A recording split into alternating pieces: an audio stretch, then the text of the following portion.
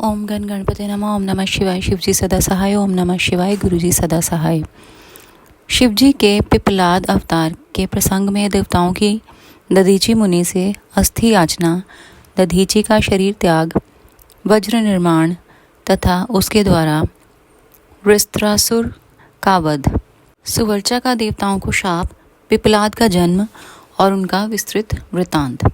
तदनंतर महेशावतार तथा वृषेशावतार का चरित सुनाकर नंदीश्वर ने कहा, महाबुद्धिमान सनत कुमार जी, अब तुम अत्यंत आह्लाद पूर्वक महेश्वर के पिपलाद नामक परमोत्कृष्ट अवतार का वर्णन श्रवण करो। यह उत्तम आख्यान भक्ति की वृद्धि करने वाला है। मुनीश्वर, एक समय दैत्यों ने वृत्रासुर की सहायता से इंद्र आदि समस्त देवताओं को पराजित कर दिया। तब उन सभी देवताओं ने सहसा दधीची के आश्रम में अपने अपने अस्त्रों को फेंक कर तत्काल ही हार मान ली। तत्पश्चात मारे जाते हुए वे इंद्र सहित संपूर्ण देवता तथा देवर्षि शीघ्र ही ब्रह्मलोक में जा पहुँचे और वहाँ ब्रह्मा जी से उन्होंने अपना वह दुखड़ा कह सुनाया। देवताओं का वह कथन सुनकर लोक पितामह ब्रह्मा ने सारा रहस्य यथार्थ रूप से प्रकट कर दिया कि यह सब त्वष्टा की करतूत है। त्वष्टा ने ही तुम लोगों का वध करने के लिए तपस्या द्वारा इस महातेजस्वी वृत्रासुर को उत्पन्न किया है। यह दैत्य महान आत्मबल से संपन्न तथा समस्त दैत्यों का अधिपति है। अतः अब ऐसा प्रयत्न करो जिससे इसका वध हो सके। बुद्धिमान देवराज, मैं धर्म के कारण इस विषय में एक उपाय बतलाता हूँ, सुनो। जो दधीची नाम वाले महामुनि हैं, वे तपस्वी और जितेंद्रिय हैं। उन्होंने पूर्व काल में शिवजी की समाराधना करके वज्र सरीखी अस्थियां हो जाने का वर प्राप्त किया है। अतः तुम लोग उनसे उनकी हड्डियों के लिए याचना करो, वे अवश्य दे देंगे। फिर उन अस्थियों से वज्र दंड का निर्माण करके तुम निश्चय ही उससे वस्त्रासुर को मार डालना। नंदीश्वर जी कहते हैं, मुने, ब्रह्मा का यह वचन सुनकर इंद्र, देवगुरु बृहस्पति तथा देवताओं को साथ ले तुरंत ही दधीची ऋषि के उत्तम आश्रम पर गए। वहां इंद्र ने सुवर्चा सहित दधीची मुनि का दर्शन किया और आदरपूर्वक हाथ जोड़कर उन्हें नमस्कार किया। फिर देवगुरु बृहस्पति तथा अन्य देवताओं ने भी नम्रतापूर्वक उन्हें सिर झुकाया। दधीची मुनि विद्वानों में श्रेष्ठ तो थे ही, वे तुरंत ही उनके अभिप्राय को ताड़ गए। तब उन्होंने अपनी पत्नी सुवर्चा को अपने आश्रम से अन्यत्र भेज दिया। तत्पश्चात देवताओं सहित देवराज इंद्र, जो स्वार्थ साधन में बड़े दक्ष हैं, अर्थशास्त्र का आश्रय लेकर मुनिवर से बोले। इंद्र ने कहा, मुने, आप महान शिव भक्त, दाता तथा शरणागत रक्षक हैं। इसीलिए हम सभी देवता तथा देवर्षि त्वष्टा द्वारा अपमानित होने के कारण आपकी शरण में आए हैं।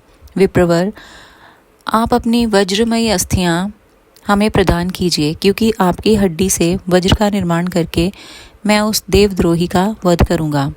इंद्र के यूं कहने पर परोपकार परायण दधीची मुनि ने अपने स्वामी शिव का ध्यान करके अपना शरीर छोड़ दिया। उनके समस्त बंधन नष्ट हो चुके थे, अतः वे तुरंत ही ब्रह्मलोक को चले गए। उस समय वहाँ पुष्पों की वर्षा होने लगी और सभी लोग आश्चर्यचकित हो गए। तदनंतर इंद्र ने शीघ्र ही सुरभि गौ को बुलाकर उस शरीर को चटवाया और उन हड्डियों से अस्त्र निर्माण करने के लिए विश्वकर्मा को आदेश दिया। तब इंद्र की आज्ञा पाकर विश्वकर्मा ने शिवजी के तेज से सुदृढ़ हुई मुनि की वज्रमयी हड्डियों से संपूर्ण अस्त्रों की कल्पना की। उनके रीढ़ी की हड्डी से वज्र और ब्रह्मशीर नामक बाण बनाया तथा अन्य अस्थियों से अन्यान्य बहुत से अस्त्रों का निर्माण किया। तब शिवजी के तेज से उत्कृष्ट को प्राप्त हुए इंद्र ने उस वज्र को लेकर क्रोधपूर्वक वृत्रासुर पर आक्रमण किया, ठीक उसी तरह जैसे रुद्र ने यमराज पर धावा किया था। फिर तो कवच आदि से भली भांति सुरक्षित हुए इंद्र ने तुरंत ही पराक्रम प्रकट करके उस वज्र द्वारा वृत्रासुर के पर्वत शिखर सरीखे सिर को काट गिराया। तात उस समय स्वर्गवासियों ने महान विजयोत्सव मनाया। इंद्र पर पुष्पों की वृष्टि होने लगी और सभी देवता उनकी स्तुति करने लगे। तदनंतर महान आत्मबल से संपन्न दधीची मुनि की पतिव्रता पत्नी सुवर्चा पति के आज्ञा अनुसार अपने आश्रम के भीतर गई। वहाँ देवताओं के लिए पति को मरा हुआ जानकर वह देवताओं को शाप देते हुए बोली। सुवर्चा ने कहा, अहो, इंद्र सहित ये सभी देवता बड़े दुष्ट हैं और अपना कार्य सिद्ध करने में निपुण, मूर्ख तथा लोभी हैं। इसलिए ये सब के सब आज से मेरे शाप से पशु हो जाएं। इस प्रकार उस तपस्वी मुनि पत्नी सुवर्चा ने उन इंद्र आदि समस्त देवताओं को शाप दे दिया। तत्पश्चात उस पतिव्रता ने पति लोक में जाने का विचार किया। फिर तो मनस्विनी सुवर्चा ने परम पवित्र लकड़ियों द्वारा एक चिता तैयार की। उसी समय शंकर जी की प्रेरणा से सुखदायिनी आकाशवाणी हुई। वह उस मुनि पत्नी सुवर्चा को आश्वासन देती हुई बोली। आकाशवाणी ने कहा, प्राज्ञे, ऐसा साहस मत करो, मेरी उत्तम बात सुनो। देवी, तुम्हारे उदर में मुनि का तेज वर्तमान है, तुम उसे यत्न पूर्वक उत्पन्न करो। पीछे तुम्हारी जैसी इच्छा हो वैसा करना, कि शास्त्र का ऐसा आदेश है कि गर्भवती को अपना शरीर नहीं जलाना चाहिए, अर्थात सती नहीं होना चाहिए। नंदीश्वर जी कहते हैं, मुनीश्वर, यूँ कहकर वह आकाशवाणी उपराम हो गई। उसे सुनकर वह मुनि पत्नी क्षण भर के लिए विस्मय में पड़ गई, परंतु उस सती साध्वी सुवर्चा को तो पतिलोक की प्राप्ति ही अभीष्ट थी। अतः उसने बैठकर पत्थर से अपने उदर को विदीर्ण कर डाला। तब उसके पेट से मुनिवर दधीची का वह गर्भ बाहर निकल आया। उसका शरीर परम दिव्य और प्रकाशमान था तथा वह अपनी प्रभा से 10 दिशाओं को उद्भासित कर रहा था। तात दधीची के उत्तम तेज से प्रादुर्भूत हुआ वह गर्भ अपनी लीला करने में समर्थ साक्षात रुद्र का अवतार था। मुनिप्रिया सुवर्चा ने दिव्य स्वरूपधारी अपने उस पुत्र को देखकर मन ही मन समझ लिया कि यह रुद्र का अवतार है। फिर तो वह महत साध्वी परमानंद मग्न हो गई और शीघ्र ही उसे नमस्कार करके उसकी स्तुति करने लगी। मुनीश्वर, उसने उस स्वरूप को अपने हृदय में धारण कर लिया। तदनंतर पतिलोक की कामना वाली विमलेक्षणा माता सुवर्चा मुस्कुराकर अपने उस पुत्र से परम स्नेहपूर्वक बोली।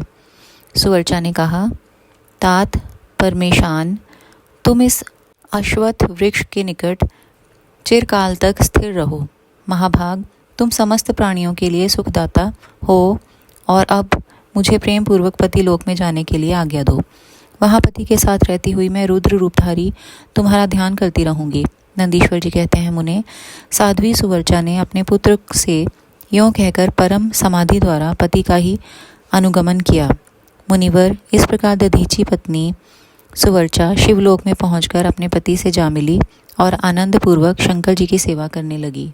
तात इतने में ही हर्ष में भरे हुए इंद्र सहित समस्त देवता मुनियों के साथ आमंत्रित हुए की तरह शीघ्रता से वहां आ पहुँचे। तब प्रसन्न बुद्धि वाले ब्रह्मा ने उस बालक का नाम पिपलाद रखा। फिर सभी देवता महोत्सव मनाकर अपने अपने धाम को चले गए। तदनंतर महान ऐश्वर्यशाली रुद्रावतार पिपलाद उसी अश्वत्थ के नीचे लोकों की हित कामना से चिरकालिक तप में प्रवृत्त हुए। लोकाचार का अनुसरण करने वाले पिपलाद का यूं तपस्या करते हुए बहुत बड़ा समय व्यतीत हो गया। तदनंतर पिपलाद ने राजा अनरण्य की कन्या पद्मा से विवाह करके तरुण हो उसके साथ विलास किया। उस मुनि के 10 पुत्र उत्पन्न हुए, जो सबके सब पिता के ही समान महात्मा और उग्र तपस्वी थे। वे अपनी माता पद्मा के सुख की वृद्धि करने वाले हुए। इस प्रकार महाप्रभु शंकर के लीलावतार मुनिवर पिपलाद ने महान ऐश्वर्यशाली तथा नाना प्रकार की लीलाएं की। उन कृपालु ने जगत में शनैश्वर की पीड़ा को, जिसका निवारण करना सबकी शक्ति के बाहर था, देखकर लोगों को प्रसन्नतापूर्वक यह वरदान दिया कि जन्म से लेकर 16 वर्ष तक की आयु वाले मनुष्यों को तथा शिव भक्तों को शनि की पीड़ा नहीं हो सकती। यह मेरा वचन सर्वथा सत्य है।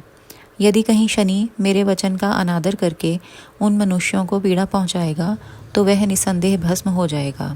तात इसीलिए उस भय से भीत हुआ गृहश्रेष्ठ शनैश्वर विकृत होने पर भी वैसे मनुष्यों को कभी पीड़ा नहीं पहुंचाता।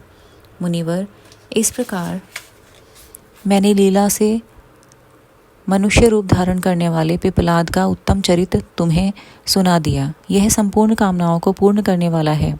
गाधी, कौशिक और महामुनि पिपलाद, ये तीनों स्मरण किए जाने पर शनैश्चर चरित पीड़ा का नाश कर देते हैं।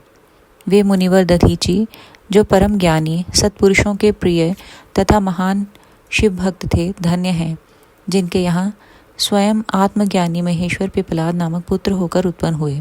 तात, यह आख्यान निर्दोष, स्वर्गप्रद, कुग्रह जनित दोषों का संहारक, संपूर्ण मनोरथों का पूरक और शिव भक्ति की विशेष वृद्धि करने वाला है। शुक्राना गुरुजी महाराज, भूल चूक माफ़ करना प्लीज़।